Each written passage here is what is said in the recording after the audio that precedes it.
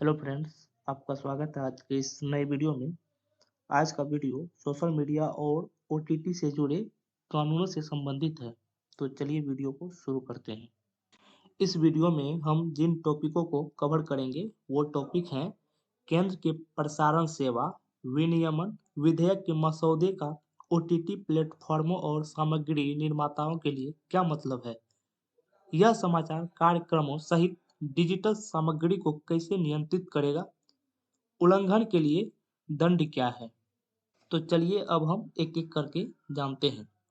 अब तक की कहानी। केंद्र का नया मसौदा विधेयक जो प्रसारण क्षेत्र के लिए नियामक प्रणाली को ओवरहाल करने का प्रयास करता है।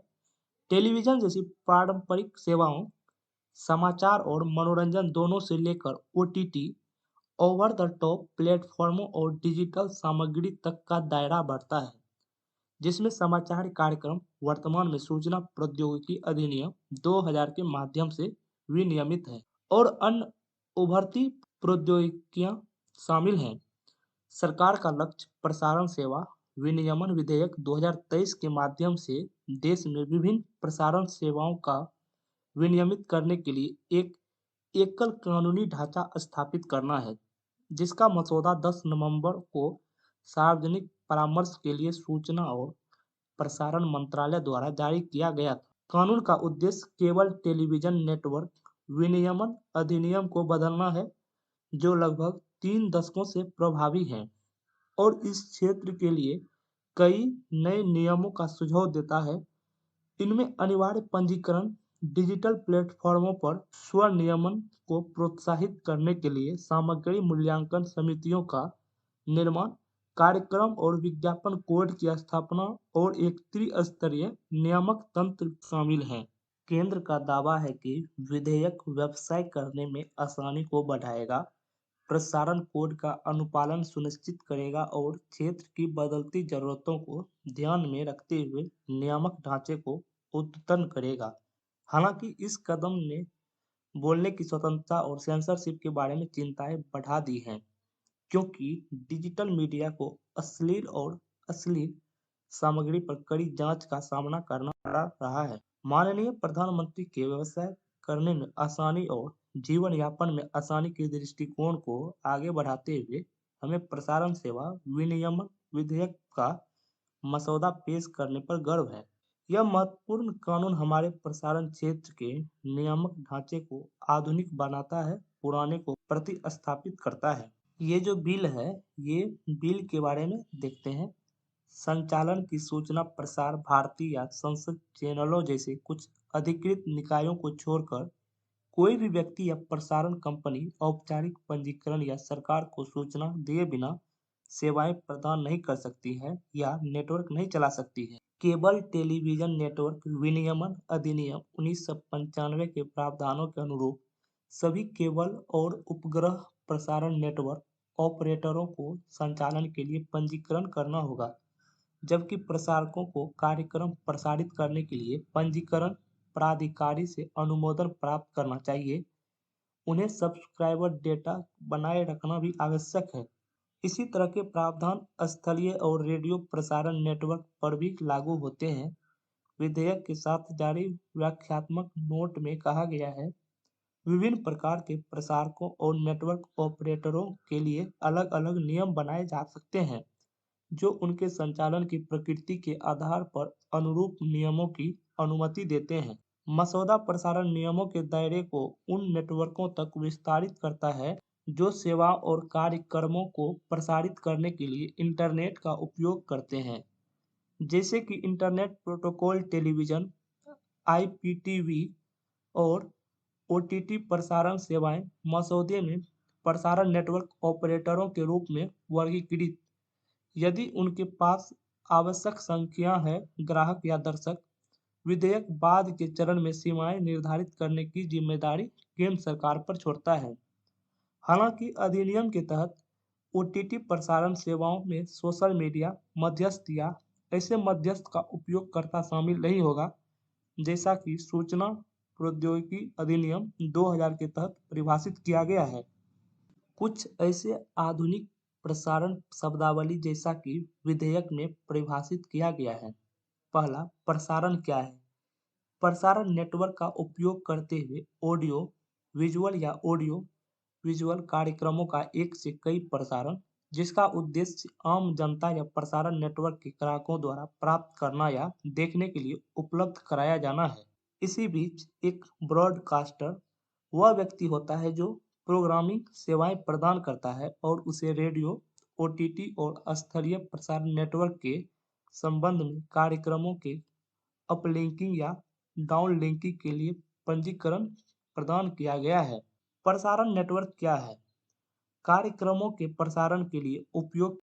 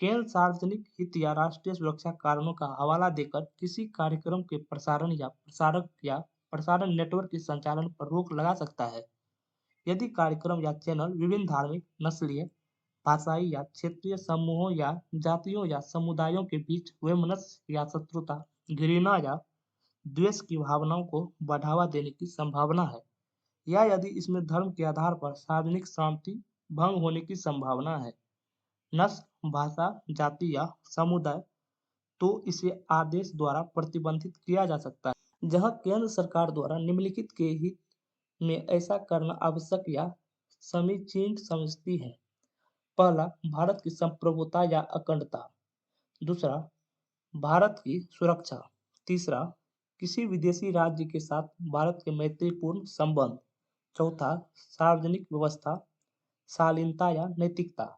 यह आदेश द्वारा किसी भी टेलीविजन चैनल या कार्यक्रम के प्रसारण या पुनः प्रसारण को विनियमित या प्रतिबंधित कर सकता है। यह कहता है, इसके अलावा विधेयक कुछ गंभीर अपराधों के लिए मौद्रिक दंड और कारावास का प्रावधान करता है। जुर्माने की राशि कंपनी या व्यक्ति की वित्तीय क्षमता पर निर्भर करेगा। पंजीकृत संस्थाओं और प्रमुख श्रेणियों के लिए अधिकतम जुर्माना 100% है, जबकि मध्यम, लघु और सूक्ष्म श्रेणियों के लिए जुर्माना क्रमशः 50%, 5% और 2% है। मुख्य चिंताएं क्या है? पारंपरिक प्रसारकों जैसे स्केलेबल टीवी और उभरते ओटीटी स्पेस, जिसमें अनिवार्य रूप से एक अलग व्यवसाय मॉडल और सामग्री वितरण तंत्र है, के लिए विधेयक के व्यापक दायरे पर कानूनी विशेषज्ञों और डिजिटल स्वतंत्रता के अधिवक्ताओं की मिश्रित प्रतिक्रिया आई है। डिजिटल अधिकार संगठन इंटरनेट फ्रीडम फाउंडेशन (IFF) ने प्रस्तावित कोड की केबल टीवी पर लागू कोड की समानता और परिणाम स्वरूप टीवी कार्यक्रमों की बढ़ती हुई सेंसरशिप के कारण विधेयक की सावधानीपूर्वक जांच का आह्वान किया है। इसमें कहा गया है, यह प्रकाशक की ऑनलाइन स्वतंत्र अभिव्यक्ति, पत्रकारिता की अभिव्यक्ति और कलात्मक रचनात्मक की स्वतंत्रता और नागरिकों के विभिन्न दृष्टिकोणों तक पहुंचने के अधिकार को भी प्रभावित कर सकता है, क्योंकि प्रकाशक केवल वही सामग्री तैयार करने के लिए बाध्य होंगे जो केंद्र सरकार के लिए रुचिकर हो। समूह का दावा है कि ओटीटी सामग्री पर कार्यकारी नियंत्रण लागू करने से अति अनुपालन और स्व सेंसरशिप को बढ़ावा मिलेगा, क्योंकि दंड के मामले में प्लेटफॉर्मों का लक्ष्य सरकार के व्यापक विवेक से बचना होगा। विधेयक सामग्री मूल्यांकन समितियों और एक सरकार के निर्माण के साथ वो एक स्व नियामक शासन को बढ़ावा देता है। प्रसारण सलाहकार परिषद नियुक्ति की गई। ऑनलाइन सामग्री प्रदाताओं पर केबल टीवी और रेडियो विनियमन का प्रयोग उद्योग के विकास को महत्वपूर्ण नुकसान पहुंचा सकता है। IFF ने आगे कहा कि विधेयक में केंद्र द्वारा बाद में निर्धारित किए जाने वाले कई प्रावधानों को छोड़ दिया गया है, यह तर्क देते हुए कि नियम निर्माण का ऐसा अत्यधिक प्रतिनिधिमंडल हितधारकों के लिए अनिश्चितता पैदा करेगा।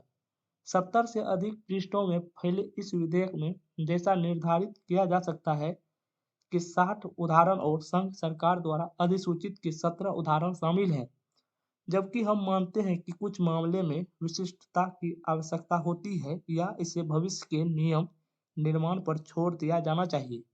इन्हें मनमाने नियम निर्माण से बचाने के लिए प्रासंगिक सुरक्षा उपायों के साथ होना चाहिए।